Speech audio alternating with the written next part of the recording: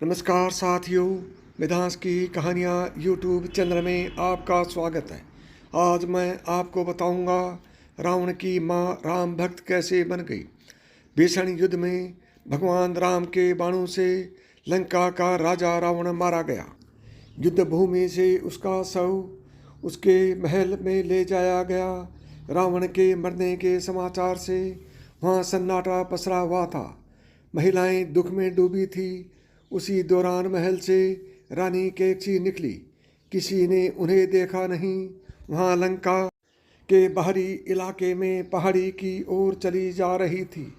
बीच राह में अचानक आवाज आई, रुको। वानर सैनिकों का एक दल केकसी के सामने था। कौन हो तुम? कहाँ भागी जा रही हो? वानर दल ने पूछा। उन्होंने केकसी से कहा, हमारे साथ आओ, भगवान राम के पास चलो। वे केकसी को अपने साथ ले चले। सभी लोग भगवान राम के पास पहुँचे। वहाँ लक्ष्मण और रावण के भाई विभीषण के साथ बैठे थे। केकसी को देखते ही विभीषण चौंक गए। माँ, आप यहाँ क्या कर रही हैं? विभीषण लपक कर केकसी के पास पहुँचे और उन्हें भगवान राम के पास ले आई। लक्ष्मण हैरान होकर केकसी को देख रहे थे। लक्ष्मण ने प्रभु राम से कहा, इस वृद्धा को देखिए। इसके पुत्र और प्रपोत्र अब इस संसार में नहीं हैं, लेकिन वह भाग रही है क्योंकि वह इस हाल में भी और जीना चाहती है। लक्ष्मण, दूसरों का सम्मान करो, सुनने दो कि वह क्या कहना चाहती है।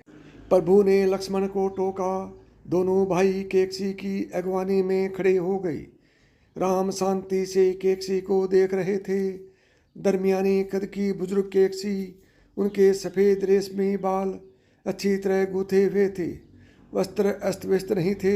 चेहरा सुंदर था, हाथ पांव नाजुक थे। केकसी लंकाधिपति रावण की माँ थी।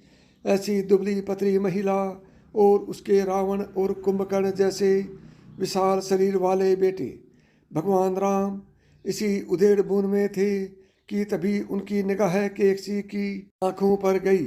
ऐसा लगता था कि अंतर्मन की ज्वाला में दहक कर आंखें काली पड़ गई थी। प्रभु ने विनम्रता से कहा, रानी माँ, अपने सैनिकों के व्यवहार के लिए मैं क्षमा मांगता हूँ। आप भयभीत न हो, आप पूरी तरह सुरक्षित हैं।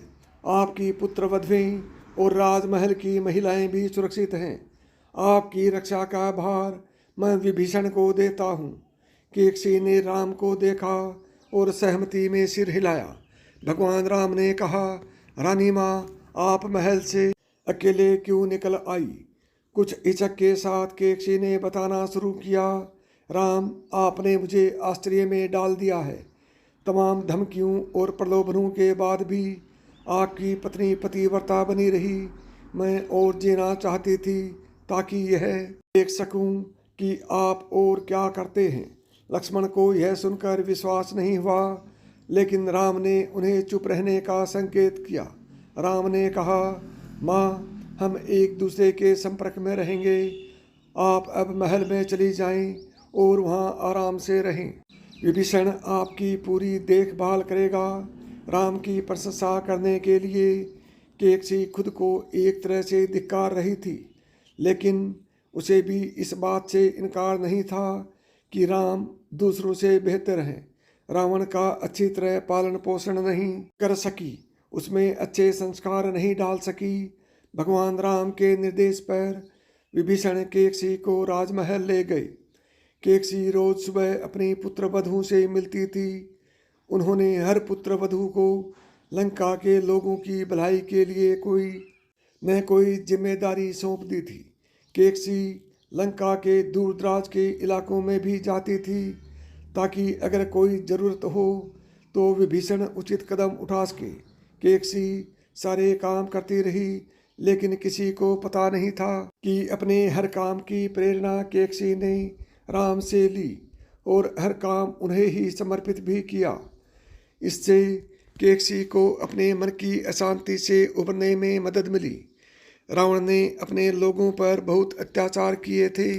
केकसी उन पीड़ित लोगों की मदद करती थी। इस तरह कई वर्ष बीत गए।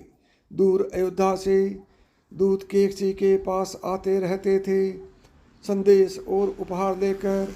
एक दिन अयोध्या से ऐसी खबर आई जिसने सबको हिला दिया। प्रभु राम ने सरयू नदी में जल समाधि ली थी। विभीषण ने रोते हुए जब यह समाचार केकसी को दिया तो वह स्तंभ रह गई। कुछ देर बाद आंसुओं की धारा फूटी। केकसी विलाप कर रही थी, हे राम, मेरा जीवन अंधकारमय था, आपके कारण इसमें प्रकाश आया। अब मुझे जीने की कोई इच्छा नहीं है। आपके निधन के दुख से मुझे कौन उबारेगा। राम। उस दिन के बाद से केकसी लोगों की भलाई में और तनमन से जुट गई। उन्होंने एकांत नहीं चुना, वह रोज राम नाम जपती रही। इस संसार से विदा लेने तक उन्होंने पूरी मर्यादा के साथ जीवन जिया और दूसरों की सेवा करती रही। आखिरी सांस तक उनके होठों पर राम नाम रहा। साथियों, यदि आपको यह कहानी पसंद आई हो तो वेदांश की कहानियाँ यूट्यूब चैनल को सब्सक्राइब करें। नमस्कार दोस्तों, जय श्री राम।